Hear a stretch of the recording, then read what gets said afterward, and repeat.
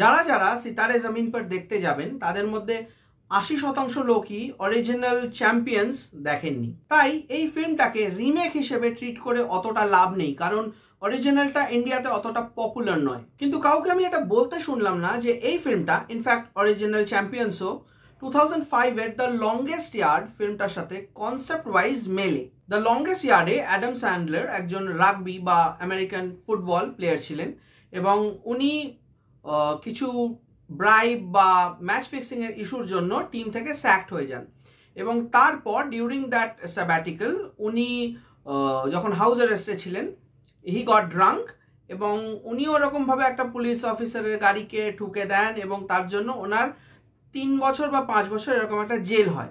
জেলে থাকাকালীন জেলে যে ওয়ার্ডেন ছিলেন উনি অ্যাডাম স্যান্ডলারকে দায়িত্ব দেন যে আমাদের যে জেলের টিম রয়েছে এটাকে তুমি ট্রেন করো, যদি ট্রেন না করো তার জন্য তুমি পানিশমেন্ট পাবে এটসেট্রা এটসেট্রা। এবং অ্যাডাম স্যান্ডলার আনউইলিংলি ওই টিমটাকে ট্রেন করতে স্টার্ট করেন, ওই টিমটাকে লিড করতে স্টার্ট করেন এবং এই টিমটা প্রথমে যেরকম ছিল একটা গ্রুপ অফ মিসফিটস, সেখান থেকে slowly they started becoming a team and eventually they became the winning team. তো শুনে কনসেপ্টটা অনেকটাই আমার এই চ্যাম্পিয়ন্সের মতোই লেগেছিল। তো জানি না অরিজিনাল চ্যাম্পিয়ন্স এই ফিল্মটার থেকে কোনোভাবে ইন্সপায়ার্ড কিনা। আপনারা কমেন্ট করে জানাবেন কে কে দ্য লংগেস্ট ইয়ার্ড দেখেছেন এবং দ্য লংগেস্ট ইয়ার্ড আর সিতারে জমিন পরের এই সিমিলারিটি বা ইনফ্যাক্ট চ্যাম্পিয়ন্সের সাথে এই সিমিলারিটিটা কেউ নোটিস করেছেন কিনা। সিতারে জমিন পর কিন্তু তারে জমিন পরের স্পিরিচুয়াল সাকসেসর, সিকুয়েল না, কিন্তু তারে জমিন পরের সাথে এই গল্পের কোনো সম্পর্ক নেই। দেখুন, সিতারে জমিন পর কিন্তু একটা ওয়েল এস্টাবলিশড ফিল্ম, মানে তারে জমিন পরের স্পিরিচুয়াল সাকসেসর। তার ওপর সিতারে জমিন পর হচ্ছে চ্যাম্পিয়ন্সের একটা 3rd বা 4th রিমেক, সো কম্প্যারিজন তো হবে। তারে জমিন পর ওয়াজ আ মাস্টারপিস, ওটা কিন্তু শুধু ইন্ডিয়ান না, ওটা ওয়ার্ল্ড সিনেমার সামনে one of the finest films. তারে জমিন পরের ব্যাকবোন ছিল দর্শিল সাফারি, ও পুরো চোখে চোখ রেখে অ্যাক্টিং করেছিল আমির খানের সাথে এবং বাকি এন্টায়ার কাস্ট ওনাদের দুজনকে সাপোর্ট দিয়েছিলেন। সিতারে জমিন পরে কিন্তু সেরকম stand out character as such কেউ নেই, পুরো কাস্ট অ্যাজ অ্যান অনসেম্বল কাজ করেছে একসাথে।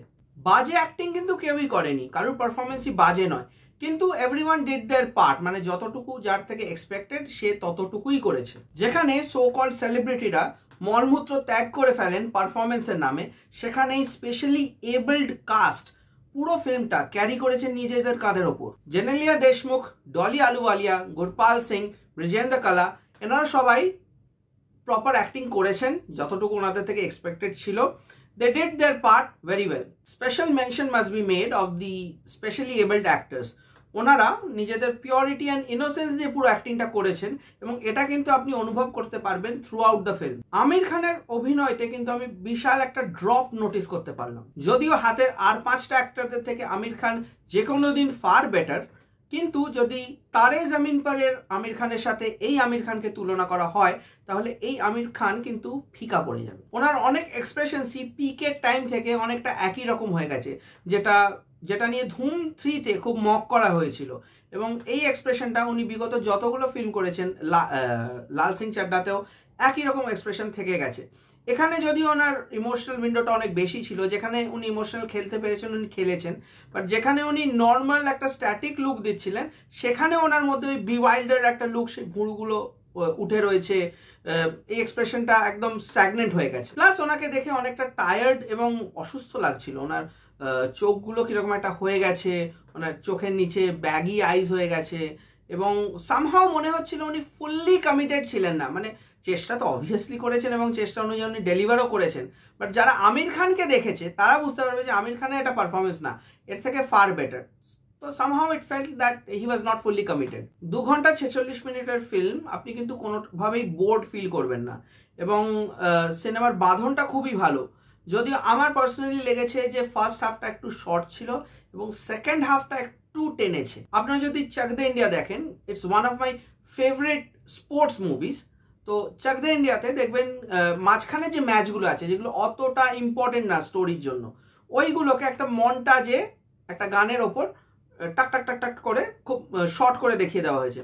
এখানে যেহেতু ম্যাচের সংখ্যা অতগুলো ছিল না, ওই জন্য ম্যাক্সিমাম ম্যাচগুলোই দেখানো হয়েছে। তো এটা দেখানোর জন্য রান টাইমটা একটু বেড়ে গেছে। ছবির ওএসটি মানে সাউন্ড ট্র্যাক খুবই ডিসঅ্যাপয়েন্টিং, একটা গানও মেমোরেবল নয়, এবং যেখানে তারে জামিন পরের গান এখনো রেলিভেন্ট, এখনো চলে মানে লিরিক্যালি অ্যান্ড মিউজিক্যালি, সেখানে এই সিনেমার গান আমি হলে থাকতেই ভুলে গেছি। Shankar Ehsaan Loy was a very poor choice for this film, because last কয়েক বছরে যদি আপনারা ওনাদের ডিস্কোগ্রাফি দেখেন তাহলে দেখবেন ওনারা সেরকম সিগনিফিকেন্ট কাজ অনেক বছর করেননি। রাম সম্পতের ব্যাকগ্রাউন্ড স্কোরও সেরকমভাবে ইমোশনগুলোকে নিংড়তে পারছিল না। সিনেমাটোগ্রাফি যদি বলি তাহলে বলিউডের কাজ একটা ডিসেন্ট স্ট্যান্ডার্ড তো এনারা মেনটেন করেনি। এনাদের ফিল্মে ওই শেকি শর্টস বা বাজে অ্যাঙ্গেলস এরকম কিছু থাকে না অ্যাজ সাচ। তো সেই স্ট্যান্ডার্ডটা এনারা মেনটেন করেছেন। বাট যেহেতু ফিল্মের মধ্যে প্রচুর অ্যাকচুয়ালি এটা স্পোর্টস মুভির ক্যাটাগরিতে পড়ে যাচ্ছে, তো সেই জন্য স্পোর্টস মুভি যে মোশনটা হয় ডিউরিং দ্য ম্যাচেস, সেই মোশনটা কিন্তু কোনোভাবেই এরা তুলে ধরতে পারেননি। আপনারা যদি ম্যারি কম দেখেন বা চাক দ্য ইন্ডিয়া দেখেন, হলিউডে তো প্রচুর এক্সাম্পল আছে, আপনি রকিও দেখতে পারেন।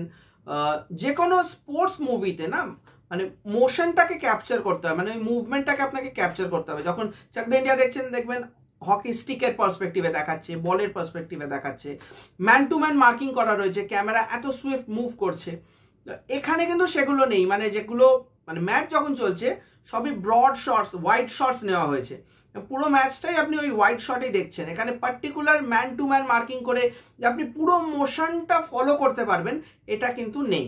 আমির খানের লাইফের একটা পার্সোনাল ক্রাইসিস দেখানো হয়েছে এই ফিল্মে ওনার ওয়াইফের সাথে, এবং সেটাকে কিন্তু খুব সুন্দরভাবে মিলিয়ে দেওয়া হয়েছে ফিল্মের সাথে। ইনফ্যাক্ট আমির খানের মায়ের একটা পার্সপেক্টিভ রয়েছে যেটা ফিল্মে একটা মরাল ভ্যালু অ্যাড করে, এবং ওটা দেখে আপনার মনে হবে না যে এটা একটা সাব প্লট বা আননেসেসারি অ্যাসপেক্ট। এতগুলো অ্যাক্টর একসাথে কাজ করেছে, সেখানে বলতেই হয় যে কাস্টের কেমিস্ট্রি একে অপরের সাথে খুব ভালো, মানে এনার্জি খুব ভালো আদান প্রদান হয়েছে এই ফিল্মে সেরকম লাইটের খুব একটা খেলা নেই, ম্যাক্সিমামই খুব bright and daylight shorts রয়েছে, যেহেতু ফিল্মটা খুব ক্যাজুয়াল অ্যান্ড লাইট হার্টেড। এখানেই ফিল্মের একটা মেজর ড্রব্যাকও চলে আসছে। এই ফিল্মটা 2 থেকে 3টে জায়গা বাদে ম্যাক্সিমাম জায়গায় ইমোশনালি ফুললি কমিটেড হতে পারছে না। তারে জমিন পর যেখানে একটা ইমোশনাল রোলার কোস্টার ছিল, সেখানে এই ফিল্মটা অনেকটা চিলড্রেন্স জয় রাইডের মতো হয়ে গেছে। সিনেমার ডায়ালগস ভালো, এবং এরকম একটা সেন্সিটিভ টপিককে নিয়ে ডিল করতে গিয়ে কোথাওই ইনসেন্সিটিভ হয়ে যায়নি। ফিল্মের কমিক টাইমিং খুবই ভালো, প্রত্যেকটা জোকস ক্লিন এবং ফ্যামিলি ফ্রেন্ডলি। জানি না এই ফিল্মটার এত ফার্স্ট ডে রেসপন্স বাজে কেন ছিল, বাট এটা কিন্তু অ্যাকচুয়ালি একটা ভালো ফিল্ম। তারে জমিন পর যদি 10 on 10 হয় তাহলে কিন্তু এই ফিল্মটা 2 on 10, বাট হাউসফুল 5 যদি 1 out of 10 হয় তাহলে সিতারে জমিন পর 7 out of 10। তাহলে বুঝতেই পারছেন যে বলিউড যে ক্র্যাপ বানায় তার সামনে এটা পিওর গোল্ড। এই সিনেমায় একটা স্ট্রং মেসেজ আছে, একটা সেন্সিটিভ ইস্যুকে খুব কেয়ারফুলি ট্রিট করা হয়েছে, এবং কেউ সুপার স্টারডম দেখিয়ে এই সিনেমাটা ক্যাচায়নি। তো আপনাদের যদি কোনো প্ল্যান থাকে এই উইকেন্ডে ফ্যামিলি নিয়ে ফিল্ম দেখার, তাহলে ডেফিনেটলি গিভ সিতারে জমিন পর আ ট্রাই। তো এই ছিল আমার views and opinions on Sitaare জমিন পর। এটা একটা লাইট হার্টেড ফিল্ম, মিষ্টি ফিল্ম, দেখে আসুন, মজা পাবেন। যদি এই ভিডিওটা ভালো লেগে থাকে তাহলে একটা লাইক, শেয়ার আর সাবস্ক্রাইব করে দেবেন। আর আপনাদের কোনো ওপিনিয়ন, সাজেশন বা রিকোয়েস্ট থাকলে কমেন্ট সেকশনে ডেফিনেটলি জানাবেন। হ্যাঁ, you can always connect with me directly on my Instagram account. আপনারা দেখছিলেন থ্রাশ আওয়ার, আমি আপনাদের হোস্ট টম থ্রাশ, এবং দেখা হচ্ছে পরের ভিডিওতে।